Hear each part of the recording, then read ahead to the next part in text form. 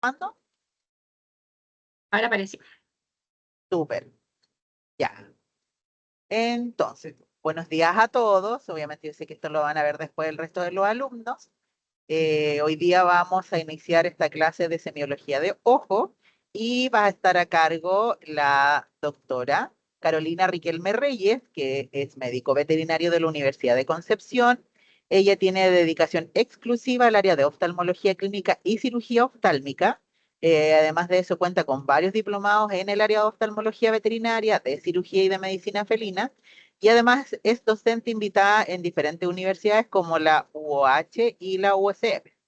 Y actualmente atiende sus consultas de especialidad en Curicó. Entonces, con eso le doy la más cordial bienvenida, así que puede nomás compartir su pantalla y presentarse y la dejo nomás para que ahí de su clase y la alumna que está en estos momentos presente y si llegan más, puedan hacer todas las preguntas correspondientes y aprovechar al máximo la clase. Ok, vamos a abrirla. ¿Se ve ahí la clase? Sí, se ve súper. Abrirla como presentación. Ya, me imagino que ahí se ve, ¿cierto? Sí, se ve súper bien. Para empezar entonces, oh, me salí de la presentación. Aquí está, ya. Vamos a dar muchas gracias por la invitación. Una pena que haya tenido que ser online, pero me comentaron que pasaron muchas cositas en el camino, así que los que no puedan estar porque tenían otras clases u otros problemas, podrán verla grabada y cualquier duda que tengan me pueden escribir al correo o al Instagram y ahí solucionamos dudas, ¿ya? Vamos a ver hoy día lo que es la especialidad de oftalmología, lo más básico, porque imagino que han pasado por varias especialidades por lo que supe, así que es mucha información. Vamos a hacer un repaso, creo que ya anatomía y lo que es neurología lo pasaron, pero muy cortito como para retomar el ritmo del ojito. ¿Ya? Aquí vemos entonces los músculos oculares, que son los encargados del movimiento del globo ocular, van insertados en la esclera. Tenemos 6 músculos. Los rectos, que son el superior, inferior, medial y lateral, y el oblicuo superior e inferior. Ya estos al contraerse se mueven hacia el lado que dice su nombre y el contralateral es el que se relaja para poder realizar el movimiento ocular.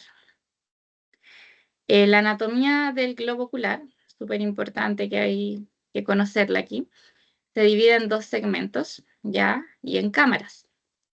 Tenemos entonces la cámara anterior, que vendría siendo constituida por la córnea, el humor acuoso, que es la que nutre y permanece con oxígeno al iris, y parte de la cápsula anterior del cristalino. Ya, después la cámara posterior está bien pequeñita, se ve el mouse, ¿cierto? Creo que sí. Donde están los procesos ciliares encargados de producir el humor acuoso, el cristalino y los ligamentos que son los que contienen el cristalino. Esa es la cámara posterior y cámara anterior entonces. Ahora, en lo que es el segmento posterior que vendría siendo todo esto, tenemos la esclera, ya que está conformada por fibras de colágeno, al igual que la córnea. La diferencia es que en este caso están desordenadas y por eso se ven blanco. Ya en la córnea son fibras de colágeno súper bien organizadas, estructuradas, por lo mismo se ve transparente. Tenemos la coroide como segunda capa. La coroides es una capa vascular, ya que nos ayuda a nutrir la retina más que nada. Luego sigue la retina, que es donde están los fotorreceptores que llevan la luz. A partir de esto llegamos al nervio óptico y al cerebro, donde ya creamos las imágenes. El humor vítreo, a diferencia del humor acuoso, es más gelatinoso y da la forma al globo ocular, da un sostén a lo que es la retina, ya, digamos, como la sujeta. Entonces, como lo básico de la anatomía, importante. Importante aquí la película lagrimal precorneal, ya se considera como parte de la anatomía del ojito, porque siempre debe estar adherida a la córnea. Ya la lágrima, si bien pareciera que fuera solo agua, tiene distintos componentes. Ya tiene una parte acuosa, tiene una parte lipídica y una parte de mucina, ya que la córnea es hidrofóbica. Por lo tanto, si no tuviéramos mucina, el agua no se adheriría al ojito y se nos evaporaría. Aquí están las distintas glándulas encargadas de generar cada porción de esta lágrima. Tenemos las glándulas tarsales, la glándula de meibomio, que son estas de aquí, que generan lo que es el lípido, la grasita. Las glándulas lagrimales, que son estas dos, las que están en el tercer párpado, y la otra está aquí en dorsal, que generan el agua. Y las caliciformes, son células caliciformes que están por acá adentro, en la conjuntiva, y generan la mucina. Ya, esto es parte de la anatomía del ojito. Vamos a empezar por la exploración básica, que es súper importante para la consulta, ¿ya? Antes de subir al paciente, al mesón y poder revisarlo, vamos a hacer una anamnesis bien detallada. Necesitamos saber si el cuadro es agudo, es crónico, progresivo, estático. Es decir, darle la confianza al tutor, ya para que ojalá nos pueda decir la verdad. Muchos por temor a que los vayamos a retar o que se sientan culpables, no nos dicen la cronicidad, ya, pero eso es súper importante, darle la confianza para que te digan cuánto lleva esto. Si es agudo, lleva 3 días, 4 días, o si es crónico, si lleva semanas, si lleva meses, lleva años. Si este cuadro ha sido progresivo, que empezó con un poquito de enrojecimiento, un poquito de secreción y ahora ya no ve. Si es estático, o sea que se ha mantenido en el tiempo igual. Las causas predisponentes, ya saber si es que ha tenido enfermedades infecciosas, si presenta enfermedades renales, hormonales, otra comorbilidad, ya si es que ha estado con tratamientos anteriores y estos le han hecho efecto, ya si no ha tenido nunca tratamiento, o está con tratamientos actuales y fue derivado porque no funcionó, ya. Especie, raza, edad, eso ya uno debería verlo antes de ver al paciente para tener en cuenta ciertas cosas que tienen las razas, la edad y todo. En el examen clínico general siempre es importante, no lo hacemos tan completo, va dependiendo de la signología del paciente, ya, pero lo que más se usa aquí en oftalmología es medir la presión sistémica, temperatura, ocultar, ya, porque podrían ser cosas que nos relacionen a enfermedades infecciosas, enfermedades cardiovasculares, hipertensión, etc. La inspección a distancia, cuando el paciente recién llega a la consulta. Ya quisiera haber tenido otro video, pero tenemos un cachorro. Generalmente un paciente que queda ciego o está ciego de nacimiento, rehúsa entrar a la consulta, ya choca, tiene una mirada fija, un paso alto, muy cuidadoso. En este caso es un paciente cachorrito, ya que la verdad es que eh, es muy distinto a un adulto, ya porque no tiene miedo, además que tenía un problema a nivel central, pero sí tiene paso alto, él no se queda estático, no tiene miedo, pero choca con todo, pero bastante osado al ser cachorro y también tener algunos problemas neurológicos, además de la pérdida de visión. Ya, entonces aquí está caminando este chiquito, paso alto, ahí chocó de nuevo. Y eso, ¿ya? Pero distinto a un paciente adulto. En la inspección a distancia, donde ya tenemos el paciente sobre la mesa, pero aún no estamos tocando nada, vamos a ver la simetría facial y ocular, ¿ya? Es decir, orejas, párpados, labios, órbita, tercer párpado.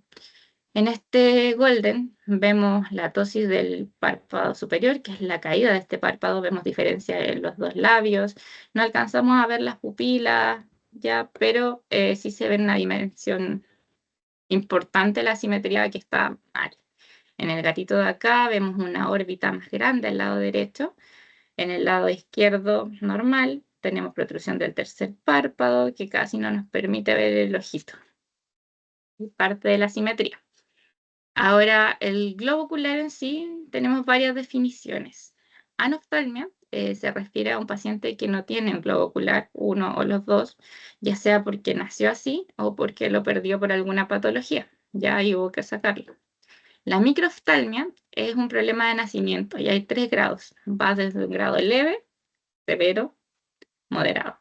Ya en el leve, la verdad es que es más imperceptible, a veces nos damos cuenta solamente porque el ojo al ser un poquito más pequeño, le empiezan a rozar las pestañas, ya, pero es visual, tiene una córnea normal, no nace con cataratas, retina normal, ya en uno ya más moderado se nota, ya, pero generalmente sí son visuales y tienen buenas estructuras, y en uno ya severo, obviamente se nota mucho más, la córnea no está lisa, casi no hay información de la retina, suelen tener cataratas, son pacientes no visuales, llegando a una microftalmia severa. Ya, la tisis vulvar es la atrofia del globo ocular por alguna patología, como en este gatito de acá, ya, donde el globo ocular se pone blanquecino en algunos casos, se puede pigmentar, se va hacia adentro. La enoftalmia es la retracción del globo ocular, ya cuando estamos con agentes irritantes, traumáticos como párpados, pasa mucho en los TARPEI que tienden a retraer el globo ocular, se expone el tercer párpado, ya eso es la enoftalmia. La macroftalmia y la buftalmia se suelen confundir bastante, ya la macroftalmia es un globo ocular grande, al mismo que la buftalmia, pero la macroftalmia es de nacimiento, tenemos una córnea que es normal, una córnea que no tiene ningún daño, es brillante, un paciente visual con una retina normal, sin aumento de presiones, solamente el globo ocular es grande. En cambio, en la buftalmia sí hay patología. Ya tenemos aumento de presión, tenemos una córnea que va presentando estrías, edema, como este paciente de acá, él es buftálmico, ¿ya? Este gatito de acá tenemos con exoftalmia, ya que es muy diferente a un globo ocular grande, sino que es un globo ocular que está más afuera. Y la gran diferencia entre un globo ocular que está más afuera que un globo ocular grande es la protrusión del tercer párpado. En un globo ocular más grande de lo normal, el tercer párpado no se protruye, pero cuando este está más afuera porque está siendo empujado, sí se protruye el tercer párpado siempre. Así que esa es la gran diferencia. Proptosis del globo ocular, ya estos dos pacientitos tienen el globo ocular afuera, que es la proptosis. Generalmente es por traumatismo, ya en los pacientes más braquicéfalos que tienen un párpado muy grande, incluso por un apretón de cuello puede ocurrir esto, ya, pero generalmente si se trata bien, si el equipo está bien instruido y se opera de urgencia, estos dos pacientitos terminaron siendo visuales, sin úlceras, perfectos. El estrabismo es la desviación del ojo, ya hacia lateral, hacia medial, hacia arriba, hacia abajo, lo que es esotropía, exotropía hacia afuera, hipertropía hacia arriba, hipotropía hacia abajo. Y el nistagmo es el movimiento del globo ocular, que ahí lo vamos a ver más adelante. Lo que es los párpados, la observación a distancia todavía. Tenemos el entropión, que es súper común en los TARPEI, en los PUG, en los Bulldog, ya donde se vierten los párpados hacia adentro, se doblan, ya, y esto genera que los pelitos toquen la córnea y molesten. Tenemos todo lo contrario que es el ectropión, que es un párpado caído y grande, ¿ya? Y el ojo de diamante es una sumatoria de estas dos cosas. Tenemos entropión en el canto nasal, canto lateral, y ectropión en el párpado inferior. Por eso se le llama ojo de diamante, porque forma como un diamante. La raza más característica de presentar estos son los San Bernardo. La ptosis del párpado, como habíamos dicho, es más neurológica, es la caída del párpado superior. El blefaroespasmo ya es cuando cierran sus ojitos, cuando llegan con un ojito cerrado, por ejemplo, el cierre de los párpados por dolor. El agoftalmo es un párpado más largo de lo normal, que eso cambia bastante en la cirugía. Y el prolapso de tercer párpado, que también lo podemos ver a distancia.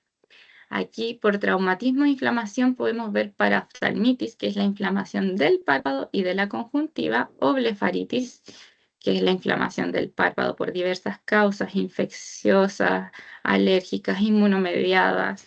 Hay una gran variedad que lo deben haber visto en dermatología. Por inflamación y trauma también podemos ver quemosis, que es el edema de la conjuntiva, ¿ya? o el hiposfagma, que es una hemorragia subconjuntival. Ya esta es bien severa, pero hay casos en que se ven solo en algunas zonas estas hemorragias por traumatismo generalmente, a lo mismo que los humanos le llaman el típico derrame. Signos de dolor. Ya como les hablaba el blefarospasmo, que este paciente tiene una lesión en un ojo, por lo tanto ese ojito no lo puede abrir porque le duele, genera epífora, que es el llanto del ojito por el mismo párpado, por el dolor, y fotofobia. Ya casi todos los ojitos que tienen alguna patología con la luz tienden a tener dolor y cierran sus ojitos. El examen neurooftalmológico. Bueno, esto evalúa bien los pares craneales, la visión y otras cositas. Ya lo pasaron un poquito con Emanuel, pero vamos a hacer lo que utilizamos en oftalmología, solo neurooftalmología. La respuesta de amenaza. ¿Ya cómo se realiza este examen primero que todo? Para hacerlo bien, hay que tapar el ojito contralateral que vamos a evaluar y podemos acercar nuestra mano. ¿Ya? Siempre con cuidado de no tirar aire, no apretar los pelitos, no tocarlo, ¿ya? Y que tampoco vea por el otro ojo porque eso va a hacer que cierre su ojito independiente de que no vea. Así que siempre despacito, podemos hacer seguimiento también de alguna luz, por ejemplo, en los gatos. Y lo que evaluamos aquí como vía aferente, la recepción, es el nervio óptico, la corteza visual y el cerebelo. Como vía eferente, respuesta, la rama motora del nervio facial y el músculo orbicular, que es el músculo del párpado. El reflejo palpebral, entonces con un cotonito o un bastoncillo tocamos el canto nasal y debería cerrar el ojo por completo. Ya si no lo cierra por completo, evaluamos el resto del párpado también tocando. Lo que esperamos es que lo cierre de inmediato y completo. Ya como vía sensitiva, el nervio trigémino y como vía motora, el nervio facial. Ahí si no parpadea, vamos a ver con otro examen cuál es la causa de este no parpadeo. Reflejo corneal. Ya, aquí es muy importante si tenemos un paciente que no parpadea ni con reflejo de amenaza, ni con reflejo de deslumbramiento, con nada. De hecho, puede ser un perro visual, pero no parpadea. Lo normal sería que al tocar la córnea cierre su ojo, ¿ya? Y él haga una enoftalmia, ¿ya? Es decir, que el ojito se vaya hacia adentro y se prolapse el tercer párpado. Cuando no pasa esto, ya podemos identificarlo. La vía sensitiva aquí, el nervio trigémino, y la motora, el nervio abducens, que es el que retrae el ojo, y el facial, que genera el parpadeo. Las dos respuestas que esperamos. Cuando no hay parpadeo, ya vamos a buscar dónde está el daño. Y tocamos la córnea y vemos que el paciente retrae el globo ocular y se prolapsa el tercer párpado, quiere decir que el daño es en el nervio facial. Eso es lo que no está funcionando, la parte motora, ya la respuesta motora. Cuando vemos que no hay enoftalmia, tocamos el ojito, no lo retrae, no sale el tercer párpado, no parpadea, y el daño es sensitivo del nervio trigémino. Hay que buscar la causa, ya que generalmente eso ya lo ve el neurólogo. A veces me ha pasado mucho por otitis, síndromes vestibulares. Reflejo pupilar directo. Ya la pupila aquí está midriática, esta es una pupila normal y una pupila contraída. La respuesta normal al aplicar una luz es que la pupila se contraiga. Ya, ojo que una pupila se contraiga no quiere decir que el paciente ve, ya, porque estamos aquí estimulando retina nervio óptico, pero hay una respuesta también que es de los músculos constrictores de la pupila que no tienen relación con la visión, ¿ya? Así que contraiga pupila no es un signo de que vea. El indirecto nos evalúa la miosis del ojo contralateral. Estimulamos, por ejemplo, el ojo derecho, hace miosis y también debería ser miosis el contralateral porque aquí estamos evaluando el quiasma óptico.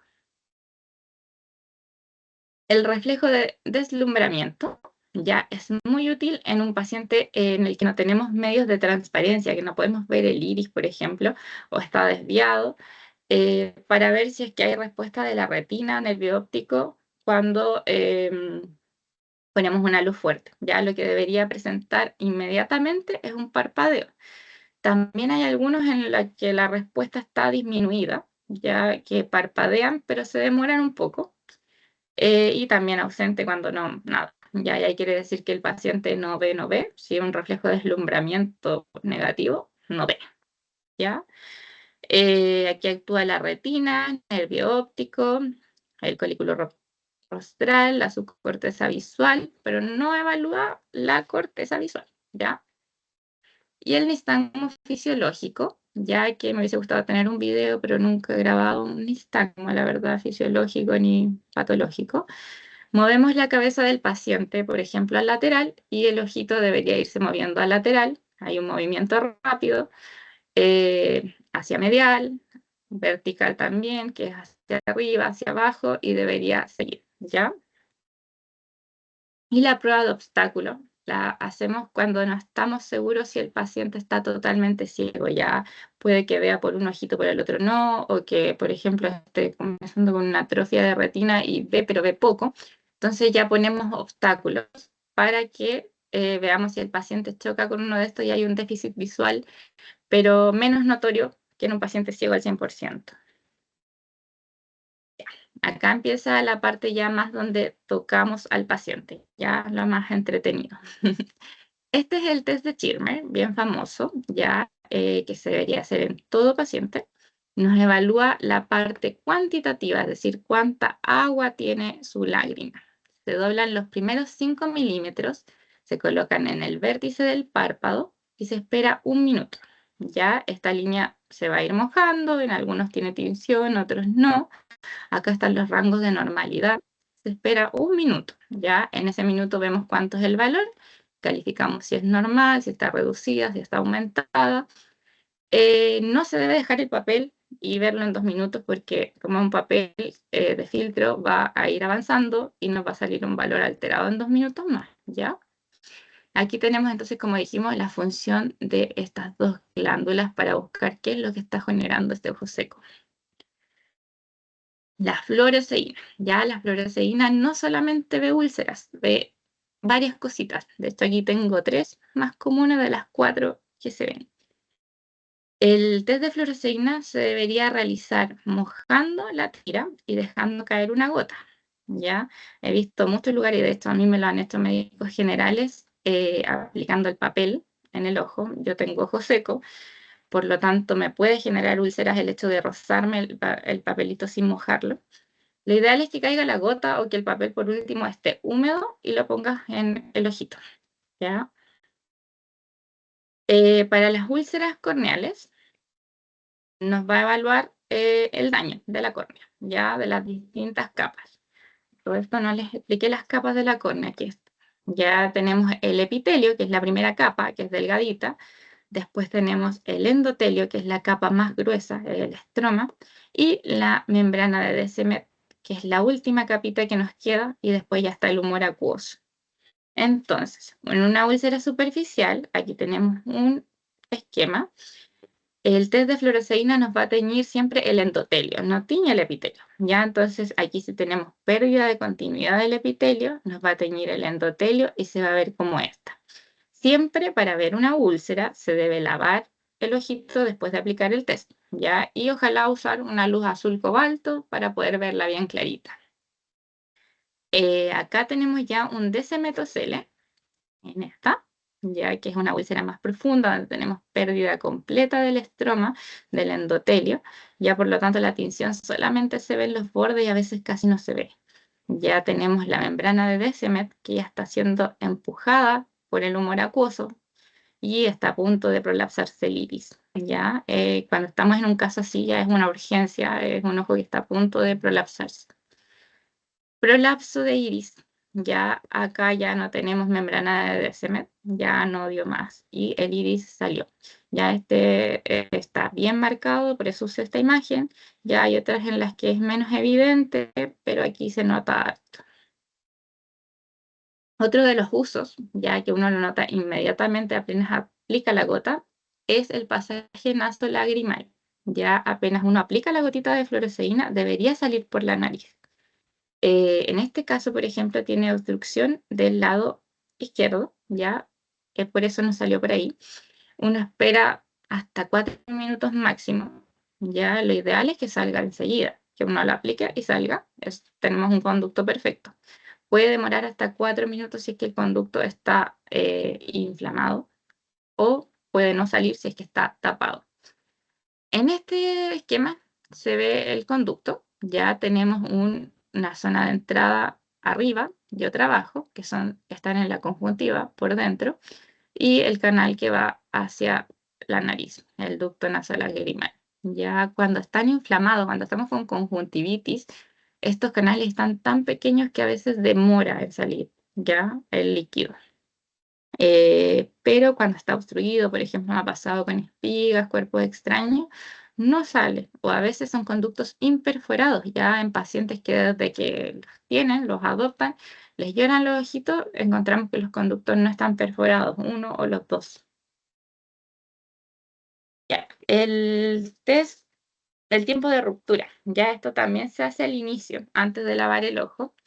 Nos evalúa la evaporación de la lágrima, la parte cualitativa, que también se adhiere la lágrima a la córnea. Entonces aplicamos el test y con una luz azul cobalto, una luz azul en realidad cualquiera, empezamos a ver en qué momento, en qué segundo se empieza a fracturar, como a craquelar, a ver estas líneas negras. ¿Ya? Lo normal es que esto empiece sobre los 7 segundos. Cuando está disminuido, es decir, a los 3 segundos ya empezamos a notar estas líneas, incluso a los 0 segundos, es porque tenemos una deficiencia aquí de mucina, una evaporación instantánea. De hecho, en los PUC, la mayoría, uno aplica el test, cierras el párpado, lo abres y se ve fracturado por completo a los 0 segundos. Ya es muy común en ellos. Medición de la presión intraocular. Tenemos 3 tipos de mediciones, ya desde la de indentación, que es la más antigua, aplanación y de rebote. Aquí tenemos valores estudiados en cada tonómetro, ya hay varios, incluso más que estos, pero cada uno con su marca en específica trae sus propios rangos de mediciones que son similares, ya, pero cada uno va variando. El tonómetro de Schiotz es el más antiguo que hay, ya, pero el más fácil de adquirir por costos también. Es un poco más incómodo de usar, pero sirve perfectamente, ¿ya? Yo he hecho la comparación con este y el de rebote y las medidas son iguales. El paciente debe estar de espalda, ya debemos usar anestesia tópica, generalmente se usa tropicamida. Se pone el vástago, que es esta parte, ya sobre la córnea, y esta pequeña agujita de arriba nos va a marcar un valor hacia arriba o hacia abajo. Ya esto lo hacemos 3 o 4 veces y luego en esta tablita, que trae una tablita, nos va a dar la medición que tiene el globo ocular de presión intraocular. Después tenemos el tonómetro de aplanación, ya que es el más conocido, el tono PEN o el Macay. Aquí también se usa anestesia tópica, ya vamos a tocar con la punta del instrumento, siempre protegida, sin apretar mucho el ojo porque si no nos va a subir la presión, sin tocar los párpados, unas 3 mediciones y, como sale acá, vamos a sacar un promedio. Tonometría de rebote. Ya esto es lo último que se está usando, es maravilloso porque no necesitamos anestesia tópica, es súper fácil de hacer y es muy rápido. Aquí, ¿qué es lo que nos mide? La desaceleración electromagnética. Quiere decir cuánto demora esta lancetita, que es pequeña, en volver desde que toca el ojito. Ya pega como un pequeño disparo de microsegundos que el paciente ni se da cuenta. Y esa medición nos realiza 3 automáticamente y saca un promedio. Lo normal, al menos en el mío, es entre 11 y 25, ¿ya? Examen de la órbita. Ya cuando palpamos la órbita del ojo, debemos evaluar si es que hay alguna fractura en la parte frontal, en la órbita, cigomático, y la retropulsión, que es muy, muy importante. Uno debe tocar sobre los párpados, obviamente, si el globo ocular se entra, ya. Si no entra, estamos sospechando de que hay algo atrás del ojito que está comenzando recién a generar una exoftalmia o todavía no la ha generado, ya, pero ha generado otros signos. Por ejemplo, acá tenemos el gatito con exoftalmia. Ya este gatito no podía cerrar su ojito. Es un gato positivo a leucemia. Hicimos entonces una ecografía para ver qué es lo que había atrás, porque no había una retropulsión positiva, era negativa, el ojo no entraba. Este es un ecógrafo súper básico que en ese momento usábamos, donde observamos el ojo y aquí atrás observamos un circulito, ya una masa circular con contenido hiperecoico que podría ser pus, podría ser sangre o incluso algún tipo de tumor. Como este gato tiene leucemia y tenía unos dientes con bastante enfermedad periodontal, lo que más se sospecha aquí es que pueda ser pus, ¿ya? A diferencia de otros pacientes que pueden ser espigas, huesos, etcétera.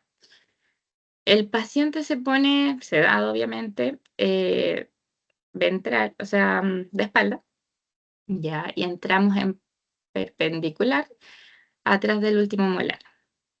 Puede ser con una aguja si estamos apoyados a veces, puede ser con una pinza, con un bisturí. Ya en este caso sacamos buena agujita y después hicimos varios lavados, una buena terapia antibiótica y el ojito resultó quedar bien visual, ya su úlcera cicatrizó. En esta ecografía se puede ver ahí el cristalino, que es como esa nave espacial que se ve, y los músculos retroculares, el cono ahí de músculos retroculares. Y aquí está el polito. Un caso similar, ya, pero que llevaba mucho tiempo, pasó por muchas clínicas.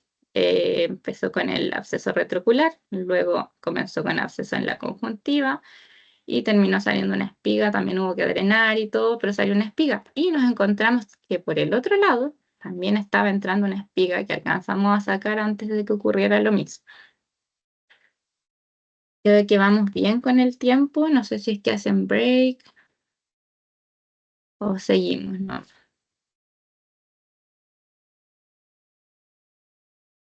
Ya, vamos a seguir.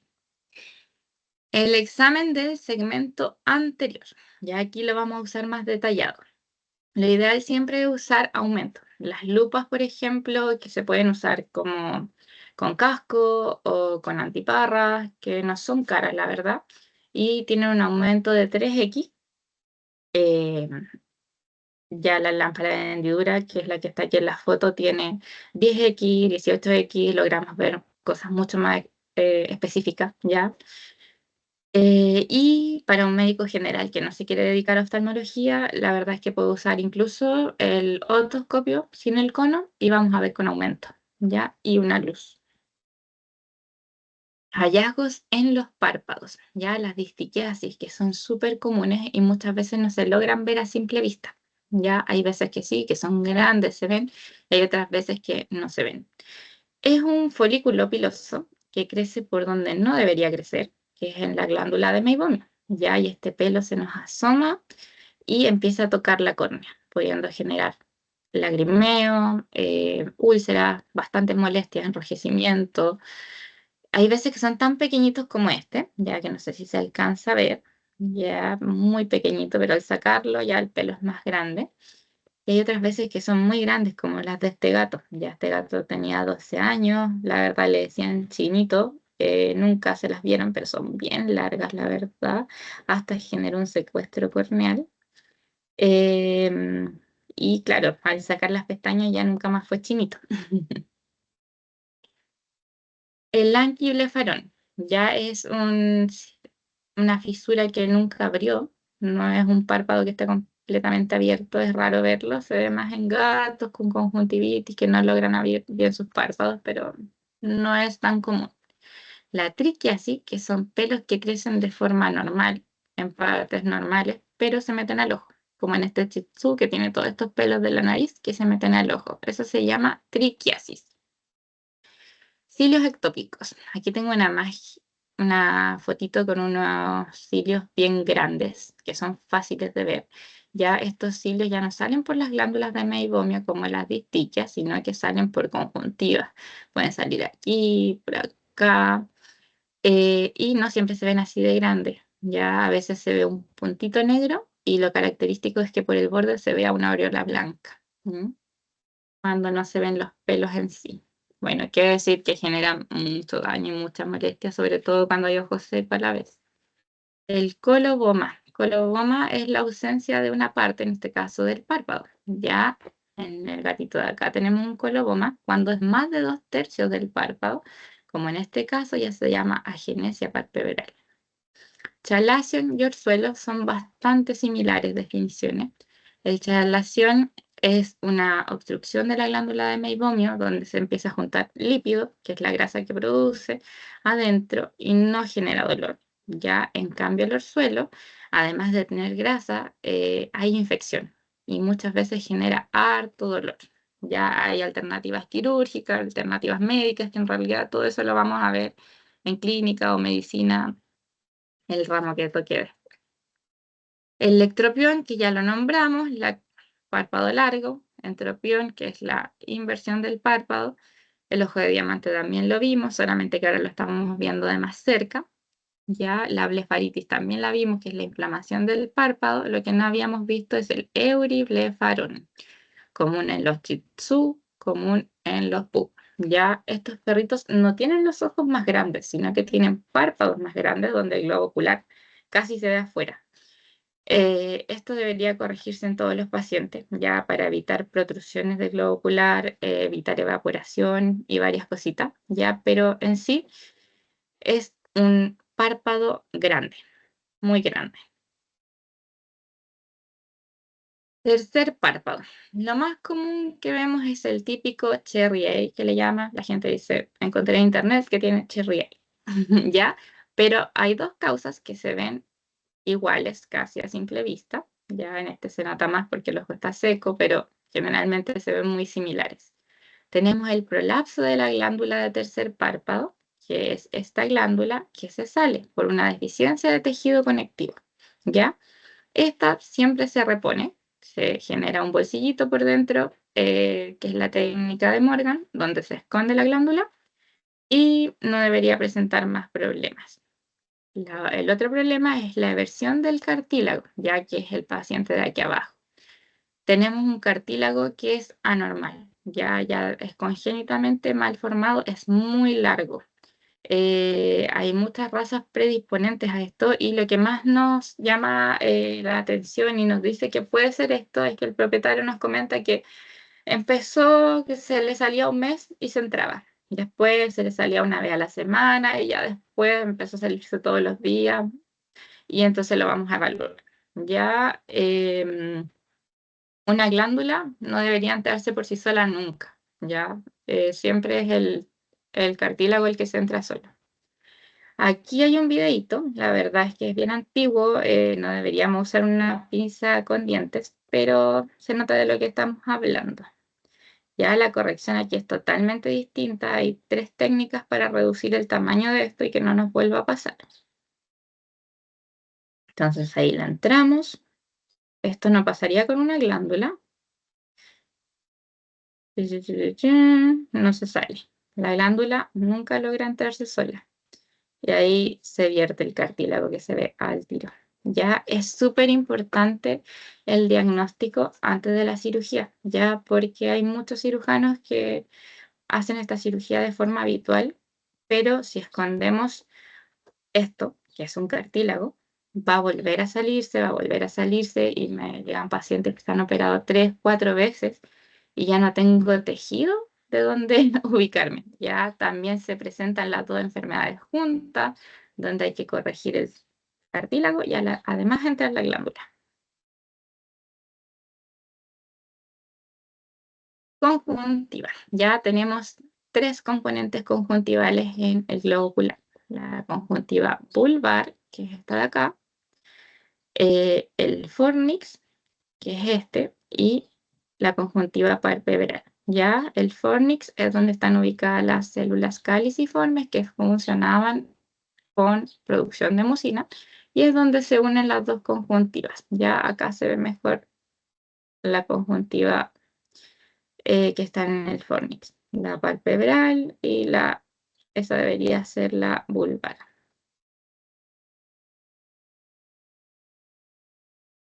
Ya, acá tenemos los hallazgos en conjuntiva. Recordemos que ahora estamos mirando con aumento, ¿ya?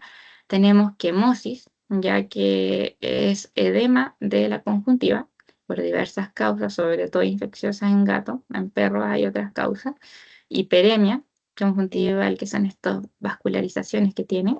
Hay quistes desmoides, que son folículos que crecen en conjuntiva, también pueden crecer en la córnea. Y el cimblefarón, que es muy común en gatos que han tenido conjuntivitis infecciosa desde pequeños. El cimblefarón es la unión de conjuntiva con conjuntiva. Ya puede ser de las conjuntivas palpebrales, puede ser de conjuntiva córnea, de conjuntiva tercer párpado. Hay gatitos que quedan ciegos por otros, hay otros que se operan a tiempo y logramos buenos resultados. Así que eso es el cimblefarón en sí. Los folículos linfoides, ya aquí se logran ver varios folículos, generalmente aparecen cuando hay enfermedades inmunomediadas, ya, y en algunas ocasiones lo he visto en pacientes con infecciones.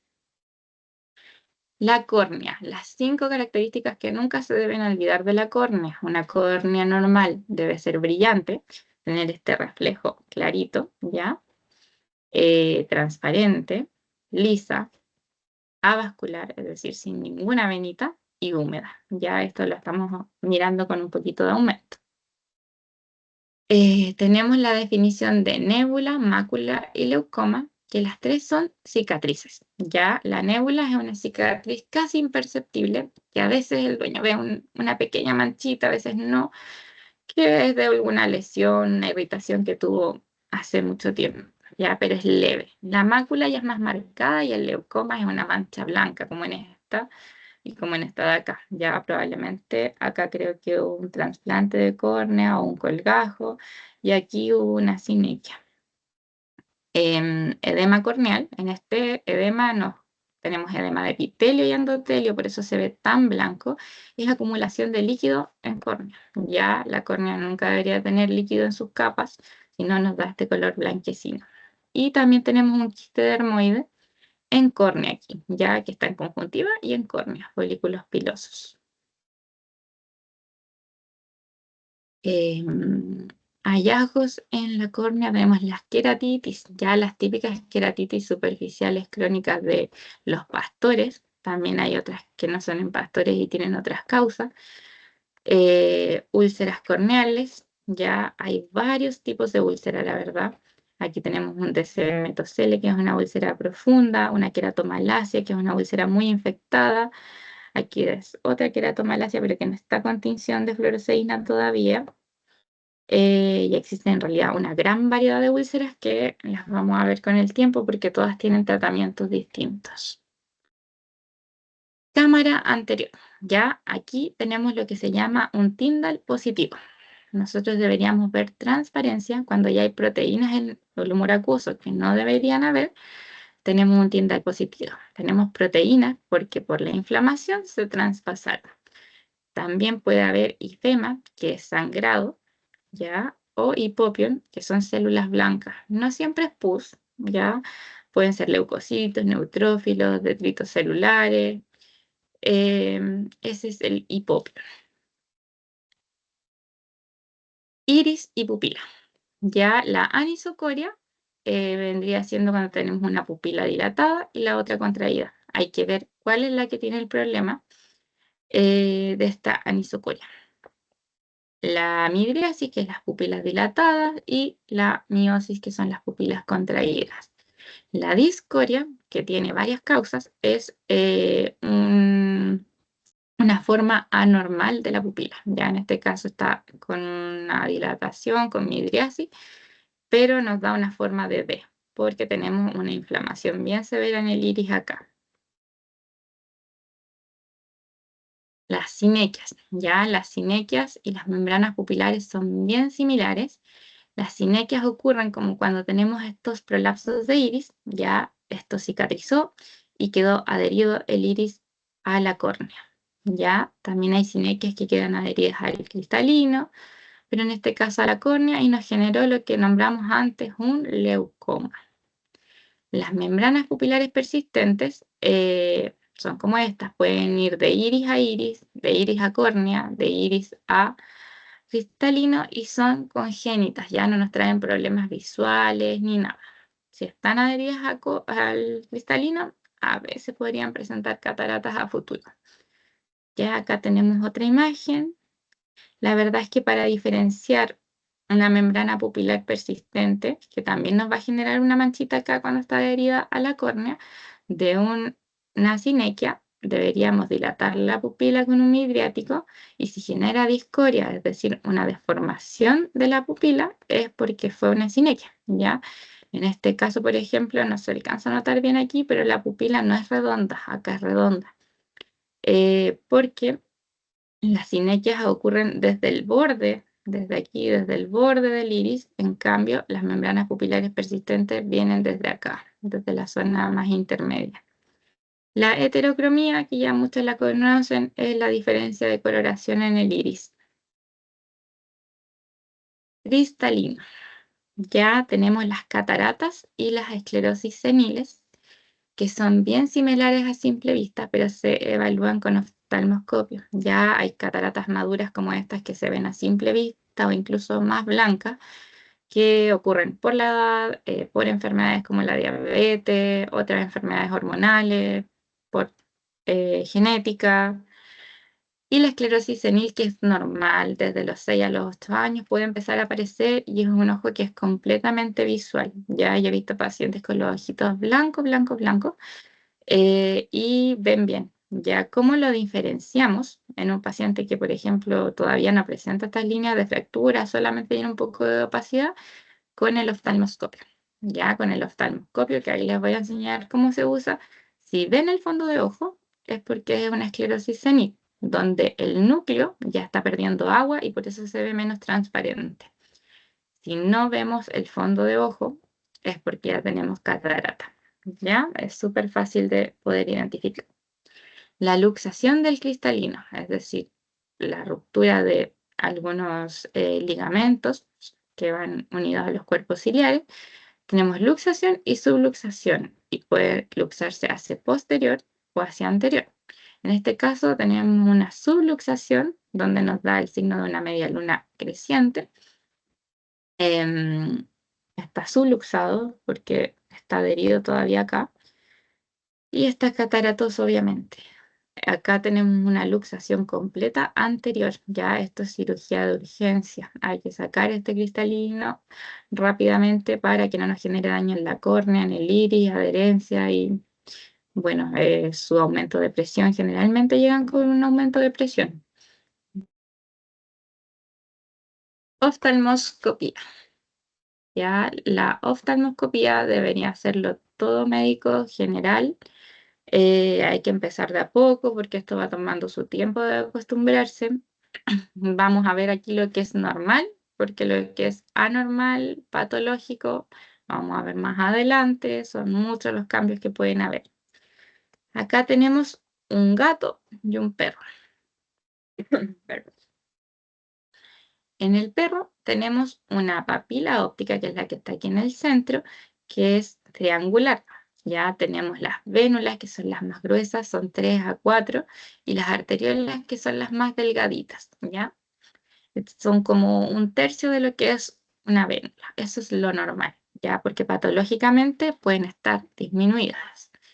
En el perro, a diferencia del gato, tenemos que todo lo que es vascularización llega hasta el centro de la papila óptica, de la cabeza del nervio óptico, ¿ya? A diferencia del gato, donde la papila es redonda y llegan solamente al borde. Tenemos una zona tapetal, que es la que brilla, y una zona no tapetal, que tiene epitelio pigmentario en la retina. Ya por eso se ve negro.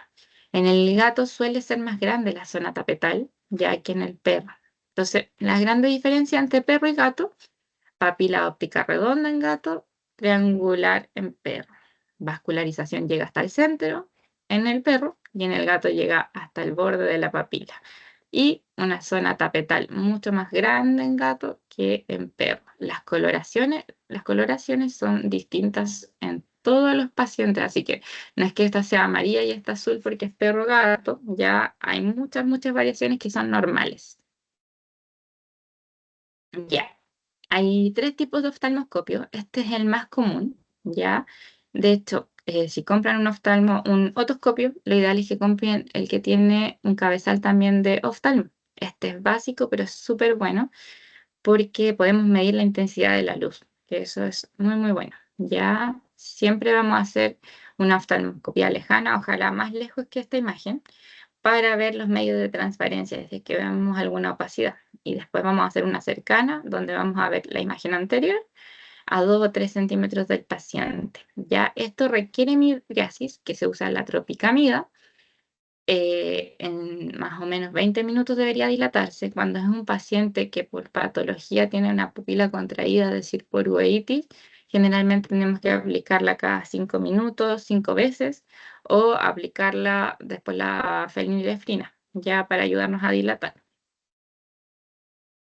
¿Cómo empezamos? Empezamos en la dioptría cero, ya que acá con la ruedita uno va moviendo y aquí este, por ejemplo, está en cero. Este tiene muchas más cosas, pero la verdad es que son más avanzadas. Tiene una luz, un filtro verde para poder ver hemorragia y otras cositas, pero en realidad se utilizan menos. Empezamos en la dioptría cero y vamos a ver el fondo del ojo, retina, nervio óptico, que es lo que veíamos en la imagen inicial. Luego con la ruedita nos vamos moviendo tucu, tucu, tucu, tucu, tucu, tucu, tucu, y vamos a observar si es que hay problemas en el vítreo. Del 8 al 12 vamos a ver todas las capas del cristalino y del 12 al 20 vamos a ver humor acuoso hasta la córnea. ¿Ya? Obviamente si ponemos la dioptría cero y no logramos ver nada, es porque tenemos pérdida de media transparencia en cristalino o en vitrio o en humor acuoso. Ya, así que ahí hay que identificar qué es lo que es que no nos permite ver esto. La oftalmoscopía indirecta también requiere dilatación de la pupila, ya con la misma tropicamida. Usamos un lente de 20 dioptrías, ya nos va a dar una imagen mucho más amplia que con el anterior, pero una imagen que está invertida, ya se ve al revés. Se ve todo el fondo de ojo, pero se ve al revés. Entonces esto lo colocamos como muy pegadito al ojo del paciente y nosotros nos colocamos más lejos con una luz. De hecho, incluso se puede hacer con el teléfono, ¿ya? Y podemos grabarlo, sacar fotitos como esto, y vamos a verlo completo. El panóptico, ya este es el único que no requiere midriasis, se puede hacer con una pupila contraída y vamos a ver un campo visual intermedio, ya que no es tanto como en el indirecto, ni tampoco tan poquito como en el directo. Doc, Acá, dígame. es que hay una compañera que tiene la mano levantada, no sé si es que quiere hacer una Ay, consulta, pero no se me, la tenía levantada. ya dígame nomás porque no se me ve nada a mí, ni siquiera veo la cámara, solo veo la presentación. Pregúnteme nomás. No, no, profe, era porque si podía dar como un break. Sí, la había consultado delante, nadie me respondió. ¿Quieren hacer un paro? Porque igual es harta información. Si pudiera, por favor. Sí, yo creo que sí. Ya, igual nos queda poco ya, pero para que puedan descansar un poquito, yo creo que podríamos hacer un break. ¿Ya? Unos 15 minutitos, no sé si está bien. Y nos vemos a las 10:15. No sé si te parece. A mí sí, por lo menos. Entonces vamos a hacer un descansito aquí, ya, y nos queda poquito ya. Así que esto igual va a estar todo grabado. Ya adelante pregunté, pero parece que todavía no estaban todos.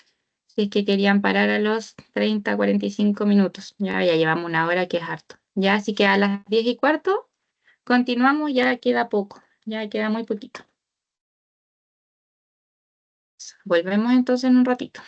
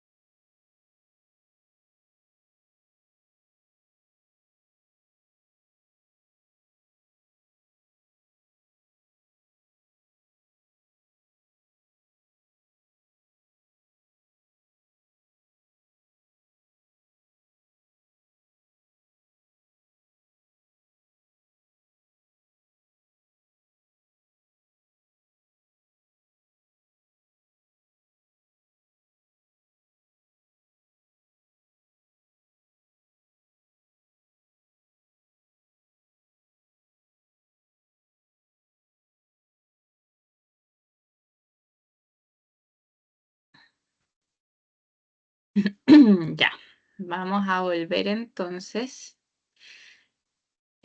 Cualquier cosita me hablan porque no sé por qué en Meet, a diferencia del Zoom, a mí no me aparece ningún chat, ni video, ni nada. Solo puedo ver la diapositiva.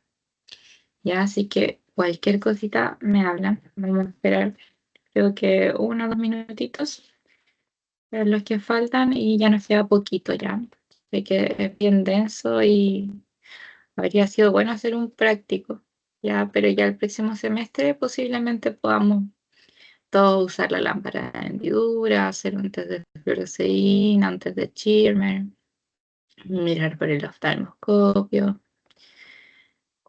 que habría sido lo ideal, pero ya próximo semestre yo creo que se va a hacer.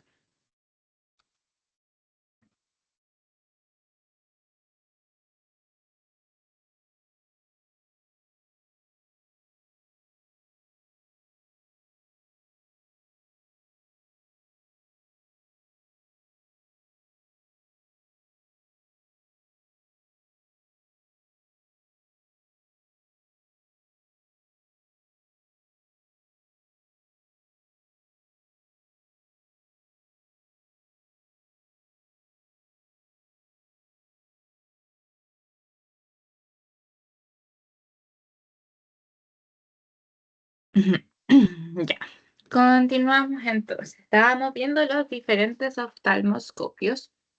La verdad es que ninguno es mejor que el otro. Espero que se escuche. A ver, está activado esto. Sí, está activado. Ya, como les decía, ningún oftalmoscopio es mejor que otro, sino que se complementan. Ya con el oftalmoscopio directo, que es el básico, vamos a ver más detallado. Con el indirecto vamos a ver completo. Recuerden que vamos a ver la imagen invertida, pero si encontramos un detalle, por ejemplo, en la papila óptica, en alguno de estos vasitos, alguna zona de hiperreflexión, alguna hemorragia, la podemos mirar de cerca con el directo. Ya la diferencia del panóptico, que es el intermedio, es que no tenemos que dilatar la pupila. Ya, pero la verdad es que los tres se complementan. No es que alguno sea mejor que el otro. Otros exámenes complementarios que nos van a ayudar con un diagnóstico. Tenemos los reflejos pupilares cromáticos, ya que se utiliza, puede ser este sistema de Melan, o también una luz, una linterna que tenga rojo, azul y ojalá blanco. Ya en la Universidad de Concepción se hizo un estudio en algún momento donde se comparó con varios pacientes, 500 creo que eran, la utilización de una linterna con los colores y esta maquinita, que es mucho más costosa, y los resultados fueron totalmente iguales en todos. Así que no es necesario tener exactamente esta. Ya, con la luz roja vamos a estimular los fotorreceptores de la retina, en específico la retina. Entonces, deberíamos tener una respuesta positiva al rojo contrayendo la pupila con esto, ¿ya? Y vamos a evaluar la retina. En este caso, por ejemplo, no contrajo con rojo, por lo tanto estamos sospechando de que hay un problema en la retina. La melanopsina es una respuesta al azul, ya aquí hay una respuesta positiva, contrae la pupila. Y esta nos indica el nervio óptico que está funcionando, ¿ya? Entonces la rodopsina, rojo, retina, súper fácil de acordarse, y la melanopsina, nervio óptico azul. Aquí tenemos unas tablitas, ya, que son del doctor Rodrigo Tardón, que a mí siempre me ayudan mucho con los pacientes ciegos, para poder más o menos saber para dónde va la cosa, porque está ciego, además de ver fondo de ojo y todos los otros reflejos, nos va a ir sumando información y vamos a llegar a un diagnóstico. Por ejemplo, un paciente con midriasis con rojo, ponemos el color rojo y no contrae la pupila, pero sí contrae con azul. ¿Qué es lo que está fallando? La retina, ¿ya? Entonces, y tenemos un deslumbramiento también, que es el que vimos, que debería cerrar el ojito. reflejo de amenaza, todo lo que hicimos. Ya en estos casos tenemos todas estas posibles enfermedades. Por ejemplo, si la respuesta de amenaza está ausente, lo más probable es que sea un SARS, ya que es una enfermedad bien extraña, inmunomediada. También se complementa con el electroretinograma, ya que no lo vamos a ver ahora porque eso ya es más complejo y es más difícil de poder acceder a él. Lo tenemos en Concepción, en Rengo y en Santiago, que es lo más cercano que hay acá. Ahí nos vamos ayudando en conjunto al fondo de ojo, por ejemplo, si hay desprendimiento de retina, lo vamos a ver con el oftalmoscopio, la atrofia de retina también, corioretinitis también. Ya acá tenemos un rojo con escape y azul con miosis. ¿Qué quiere decir un rojo con escape? Que contrae la pupila, pero la dilata. La contrae y la dilata. No hay una contracción completa. Ya y acá tenemos 3 posibles prediagnósticos. Hay que ver la respuesta de amenaza. Si está presente, por ejemplo, el deslumbramiento, estamos con una retinitis inmunomediada, ¿ya? Y midriasis con rojo, midriasis con azul. Igual contrajo con blanco, ¿ya? Pero recuerden que eso no quiere decir que el paciente sea visual. Solamente es contracción de los músculos del iris. Puede ser un glaucoma o una neuritis óptica. Ya si está ausente el deslumbramiento, probablemente sea una neuritis óptica. Hay que ver siempre el fondo de ojo igual para complementarnos. Ecografías. ¿Ya cuándo hacemos ecografías? Las hacemos cuando no podemos ver el ojito, no podemos ver el iris, no podemos ver fondo de ojo, cuando no podemos ver nada. ¿Ya? Entonces, si queremos mirar, la única forma que tenemos es la ecografía. Pérdida de medios transparentes. Opacidad en la córnea, en humor acuoso, pus, sangre, como vimos, cataratas que no nos dejan ver el fondo de ojo, un Tyndall en el vitrio, que era esta pérdida de transparencia, desprendimiento de retina. Cuando hay exoftalmo, ya para ver si es que hay algo atrás del ojito, en los estrabismos, cuando hay macrooftalmia, para hacer las mediciones del globo ocular. Todos esos casos se usan, pero sobre todo con pérdida de medios de transparencia. Están estos 3 transductores, ya el lineal, que tiene 10 MHz, el microconvexo, que es el que más tienen en todas las clínicas, que es de 8 MHz, y el oftálmico, que sería el ideal, que es de 12 MHz, ¿ya? Con ese vamos a ver con mucha más claridad todo. Tenemos varias alternativas, ¿ya? Lo ideal sería hacerlo directamente en la córnea, que sería en un eje transescleral, aquí, un corte así. Y se vería una imagen como esta, ¿ya? ¿Qué es lo que vemos aquí? Este es su ojito, ya yo siempre les explico, acá estamos nosotros y acá atrás está su cabecita. Tenemos la córnea en la letra A, tenemos el humor acuoso en el 1, en el B tenemos la cápsula anterior del cristalino, en el 2 el cristalino, en el C la cápsula posterior del cristalino, el humor acuoso en el 3 y aquí coroides y retina, nervio óptico en el 4. Se fijan, aquí se ve menos detallada la córnea, este es un transductor lineal, y aquí en el microconvexo se ve mucho menos, casi no se ve la córnea. Ya, esto se puede hacer también con el ojito cerrado, sobre todo en pacientes que son más reacios. Ya, generalmente no usamos sedación porque el globo ocular se va hacia abajo, hacia ventral. Lo ideal sería hacer más mediciones, hacer unas 4 o 5, ya esta que es la transescleral, hacer una sobre el párpado. Aquí arriba vamos a nombrarlos por horario, a las 12, a las 6, a las 3 y a las 9, ¿ya? Porque ahí vamos a poder ver más la cámara posterior y nos vamos a evitar de ver tanto el cristalino, vamos a ver solamente esta parte. Sería anormal, que eso no lo vamos a ver ahora, ver cualquier tipo de línea hiperecoica acá. Hay un signo que es muy característico del desprendimiento de retina completo, donde se ven aquí como una gaviota. Ya no puse una imagen porque lo vamos a ver después en patologías. Y podemos encontrar muchas cosas más, tumores, problemas de nacimiento, las cataratas también las vamos a ver, varias cositas. Esto es solo un resumen de las 3 enfermedades más comunes que deberíamos manejar, porque hay varios médicos generales que no conocen lo que es una uveitis, un ojo seco, un glaucoma. Ya lo más básico. Aquí está mal escrito el ojo seco. Y tenemos un glaucoma, una uveitis y un ojo seco. Uveitis, primero que todo, ¿qué es lo que es la uvea? La uvea se compone desde el iris a la coroides, ya iris, cuerpo ciliar y coroides. Los signos de uveitis, ya vamos a ver, ¿qué es la uveitis? Es una inflamación, entonces, por itis, de iris, cuerpo ciliar, coroides, ya una de estas. Aquí tenemos uveitis anterior, que está marcado por este recuadro, y uveitis posterior, que sería después del cristalino hacia atrás. Signos que vamos a ver, contracción de pupila, disminución de la presión. Ya muchos tienden a confundir que cuando el globo ocular está grande, está inflamado, pero es todo lo contrario, el globo ocular pierde presión. De hecho, uno a través de solamente palpación, sin tener un tonómetro, puede sentir que la presión está más baja que el otro ojo, y a medida uno va usándolo y va palpando los ojitos con harta frecuencia, te vas dando cuenta si está con aumento o disminución. Esto se puede sentir casi como una uvita, así como muy, muy débil. Ya ahí tenemos una disminución de presión. Lo ideal sería tomarla, va a estar bajo 11.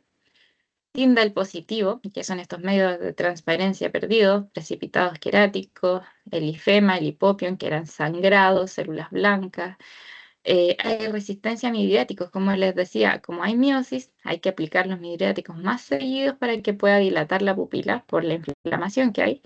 Edema en iris, la rubiosis, que es, ahí se les voy a mostrar una fotito, edema corneal. Y los signos en posterior los podemos ver con el oftalmoscopio o con una ecografía. Ya hemorragia en la retina, desprendimiento de retina, edema retinal o Tyndall en el vitrio, que sería también una pérdida de transparencia. Aquí hay algunas fotitos, ¿ya? Esta es la rubiosis iridis, ya que es vascularización en el iris, que normalmente no se ve.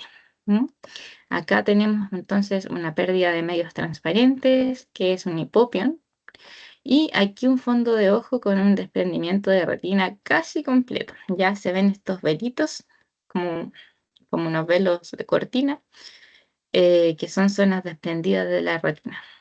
Cuando tenemos una uveitis con signos de anterior, como estas dos, y también de posterior, se llama panuveitis, ya que es todo el ojo.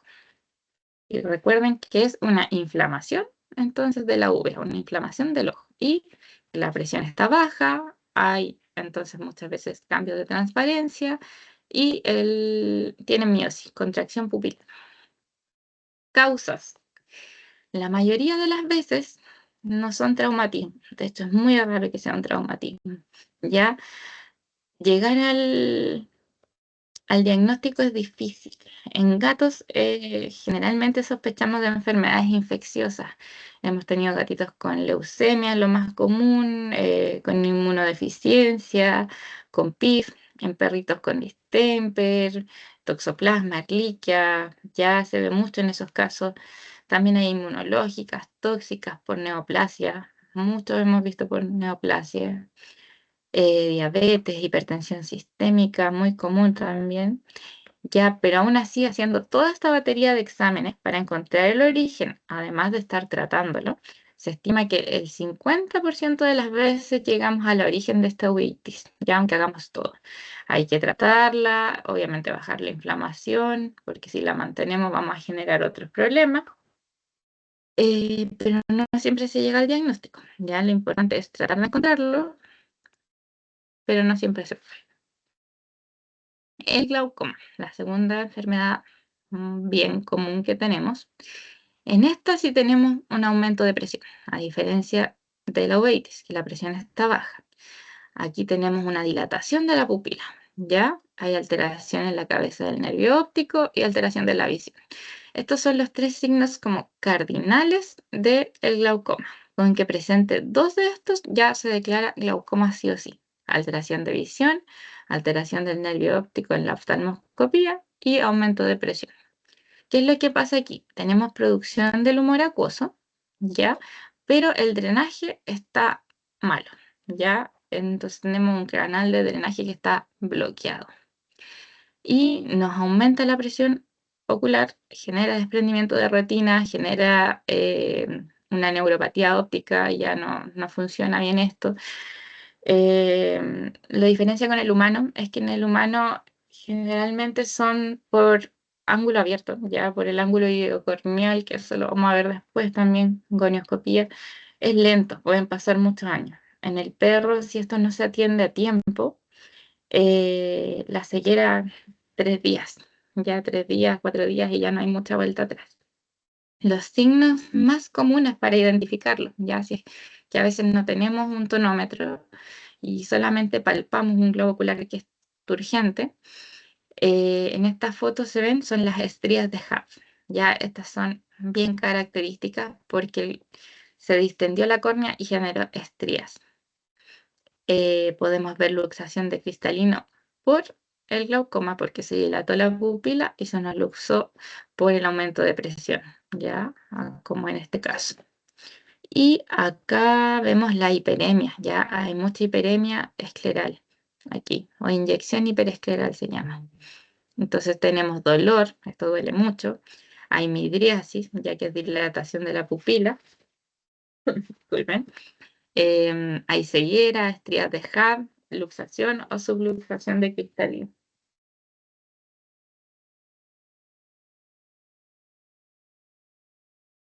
Ojo seco. Esta ya sería la última que vamos a ver. Es súper, súper importante, ya porque muchas veces lo confunden con infecciones bacterianas.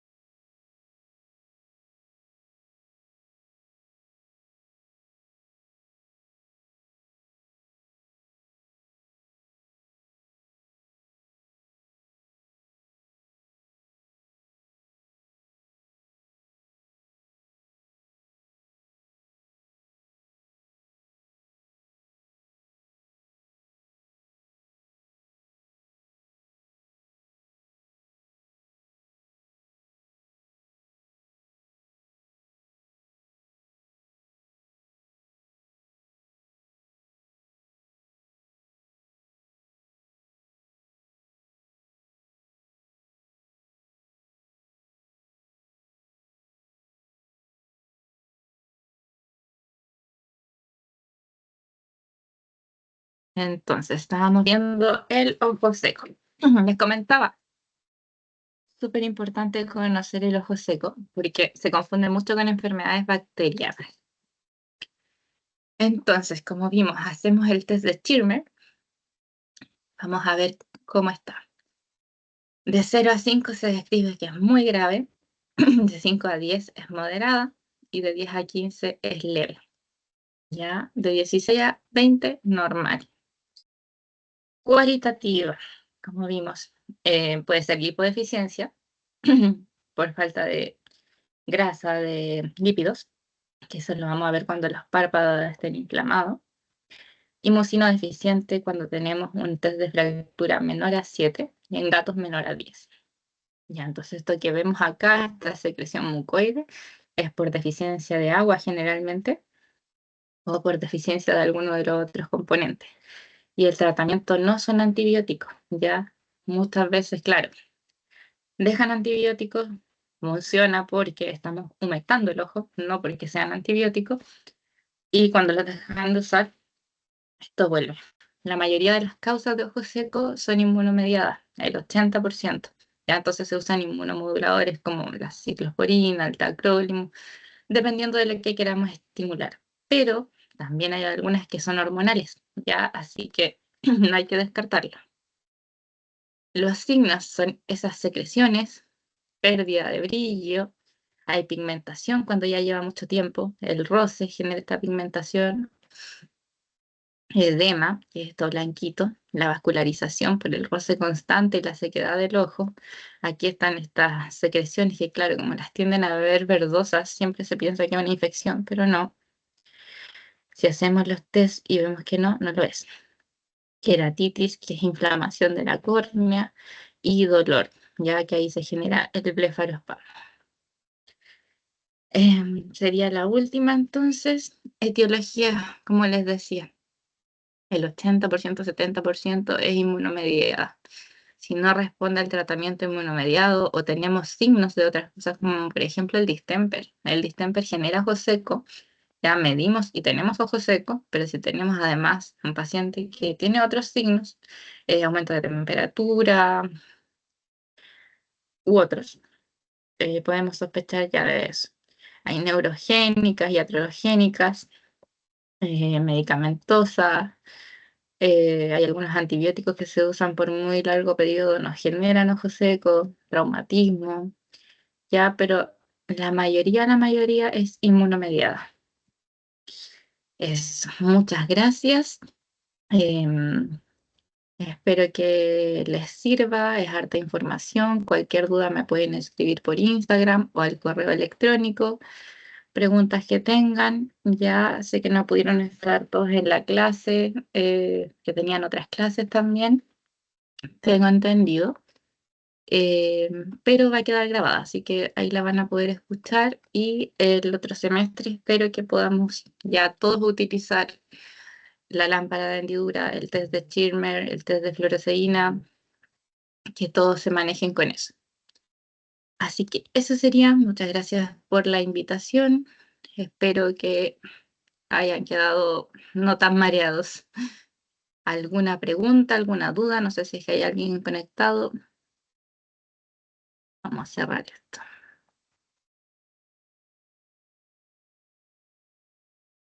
De nada, Renata. La Muchas Renata gracias, profe. muy aplicada, la Renata en su práctica. De nada. ¿Cuántos son? 13. Algunos los conozco, algunos no. Bueno, como les decía, cualquier duda que tengan cuando vean la clase, ya que la van a poder ver un poquito más concentrados, me preguntan, ya si quieren saber tratamientos igual. Ahora no lo agregamos porque la verdad es que eso ya pertenece a lo que es medicina y clínica, pero cualquier duda que tengan, me hablan. Ya que estén muy bien. Gracias por el tiempo y nos Muchas estaremos gracias. viendo. Perdón De me nada. tuve que desaparecer en un momento porque venía llegando y ahí me reconecté, por eso no estaba. Pero eso, No hay agradecerte en problema. nombre de todos los docentes acá por tu participación y ahora voy a detener la grabación. Así Ya, súper. que muchas gracias por todo. Nos vemos, que estén muy bien. Chao, chao. Chao. Chao, profe, gracias. Chao.